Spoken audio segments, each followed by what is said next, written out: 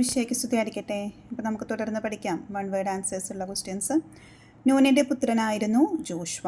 ജോഷ്വയുടെ പിതാവിൻ്റെ പേരാണ് നൂന്. ഇസ്രായേൽക്കാരെ നയിക്കാനായിട്ട് മോശയുടെ പിൻഗാമിയായിട്ട് തിരഞ്ഞെടുത്തയാളാണ് ജോഷ്വ.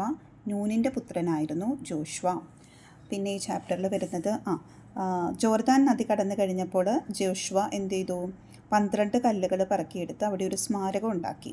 ആ സ്മാരകത്തിന് ആ സ്മാരകം സ്ഥാപിച്ച ആ സ്ഥലത്തിന് നൽകിയ പേരാണ് ഗിൽഗാൽ. എന്താണ് ആ പേര്? ഗിൽഗാൽ. ജോർദാൻ നദി കടന്നതിന് ശേഷം ഇസ്രായേൽ ജനം ജോർദാൻ നദി കടന്നതിന് ശേഷം 12 കല്ലുകൾ കൊണ്ട് അവിടെ ഒരു സ്മാരകശിലയുണ്ടാക്കി.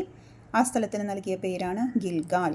തേനും പാലും ഒഴുകുന്ന ദേശം. ഇസ്രായേൽക്കാർ കാനാൻ ദേശത്തെത്തുമ്പോൾ കാനാൻ ദേശത്തെ നമ്മൾ വിശേഷിപ്പിക്കുന്നത് തേനും പാലും ഒഴുകുന്ന ദേശം എന്നാണ്. അതുകൊണ്ട് എന്താണ് അർത്ഥമാക്കുന്നത്? ദൈവാനുഗ്രഹങ്ങൾ നിറഞ്ഞ നാട്. എന്താണ് അർത്ഥമാക്കുന്നത്? ദൈവാനുഗ്രഹങ്ങൾ നിറഞ്ഞ നാട്. കർത്താവാണ് നിൻ്റെ മുൻപിൽ പോകുന്നത്, അവിടുന്ന് നിന്നോട് കൂടെ ഉണ്ടായിരിക്കും. ഫിൽ ഇൻ ദ ബ്ലാങ്ക്സിൽ ചോദിക്കുന്നതാണ് കേട്ടോ. ആ നിന്നോട് കൂടെ എന്ന് വരച്ചിരിക്കുന്നത് അത് അവിടെ എന്തായിരുന്നു എഴുതാൻ ചേർക്കാനായിട്ട് ഫിൽ ഇൻ ദ ബ്ലാങ്ക്സിൽ വരുന്ന ഒരു ഭാഗമാണത്. കർത്താവാണ് നിൻ്റെ മുൻപിൽ പോകുന്നത്, അവിടുന്ന് നിന്നോട് കൂടെ ഉണ്ടായിരിക്കും. ഇത്രയാണ് ഈ ചാപ്റ്ററിൽ വരുന്നത്. ഇനി നമുക്ക് അടുത്ത ചാപ്റ്റർ നോക്കാം. അടുത്ത ചാപ്റ്റർ ഏതാണ്? തിരുനാളുകളെക്കുറിച്ച് പറയുന്ന ചാപ്റ്ററാണ്. ഓക്കെ.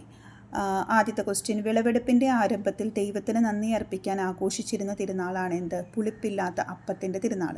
വിളവെടുപ്പിൻ്റെ ആരംഭത്തിൽ ദൈവത്തിന് നന്ദി അർപ്പിക്കാൻ ആഘോഷിച്ചിരുന്ന തിരുനാളാണ് പുളിപ്പില്ലാത്ത അപ്പത്തിൻ്റെ തിരുനാൾ. എത്ര ദിവസമാണ് ഈ തിരുനാൾ ആചരിക്കുന്നത്? 7 ദിവസം. എത്ര ദിവസം? 7 ദിവസം. പിന്നെ ഇസ്രായേൽ ജനത്തിൻ്റെ തിരുനാളുകളിൽ ഏറ്റവും പ്രധാനപ്പെട്ട തിരുനാൾ ഏതാണ്? പെസഹ തിരുനാൾ. അതിന് വേറൊരു രീതിയിൽ ചോദിക്കാം. ഈജിപ്തിലെ അടിമത്തത്തിൽ നിന്ന് ഇസ്രായേൽ ജനത്തെ ദൈവം അത്ഭുതകരമായി മോചിപ്പിച്ചതിൻ്റെ ഓർമ്മയാചരിക്കുന്ന തിരുനാൾ ഏതാണ്? പെസഹ തിരുനാൾ. ഇങ്ങനെ 2 രീതിയിൽ ചോദിച്ചാലും അതിനുത്തരം എഴുതാനായിട്ട് പറ്റും. അടുത്തത് പന്തക്കുസ്ത എന്ന വാക്കിൻ്റെ അർത്ഥം എന്താണ്? 50-ാം ദിവസം. വിളവെടുപ്പ് തിരുനാൾ, ആഴ്ചകളുടെ തിരുനാൾ, ആദ്യ ഫലങ്ങളുടെ തിരുനാൾ എന്ന പേരുകളിൽ അറിയപ്പെടുന്നത് ഏത് തിരുനാളാണ്? പന്തക്കുസ്ത തിരുനാൾ.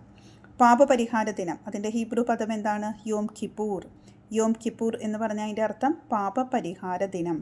പിന്നെ ഈശോയുടെ മാമോദീസ അനുസ്മരിക്കുന്ന തിരുനാൾ ഏതാണ്? തെനഹാ തിരുനാൾ. അല്ലെങ്കിൽ തെനഹാ തിരുനാളിൽ നമ്മൾ എന്താണ് അനുസ്മരിക്കുന്നത്? ഈശോയുടെ മാമോദീസ. എന്നാണ് തെനഹാ തിരുനാൾ ആചരിക്കുന്നത്? ജനുവരി 6. എന്നാണ്? ജനുവരി 6. തിരുനാളുകളുടെ തിരുനാൾ നമുക്കറിയാം. എന്താണ്? ഉയർപ്പ് തിരുനാൾ അല്ലെങ്കിൽ ഈസ്റ്റർ. തിരുനാളുകളുടെ തിരുനാൾ എന്നറിയപ്പെടുന്ന തിരുനാൾ ഏതാണ്? ഉയർപ്പ് തിരുനാൾ അല്ലെങ്കിൽ ഈസ്റ്റർ. ഇവിടെ ഒരു ഫിൽ ഇൻ ദ ബ്ലാങ്ക്സ് ഉണ്ട്. കർത്താവിനൊരു പുതിയ കീർത്തനം ആലപിക്കുവിൻ, അവിടുന്ന് അത്ഭുത കൃത്യങ്ങൾ ചെയ്തിരിക്കുന്നു. കർത്താവിനൊരു പുതിയ കീർത്തനം ആലപിക്കുവിൻ, അവിടുന്ന് അത്ഭുത കൃത്യങ്ങൾ ചെയ്തിരിക്കുന്നു.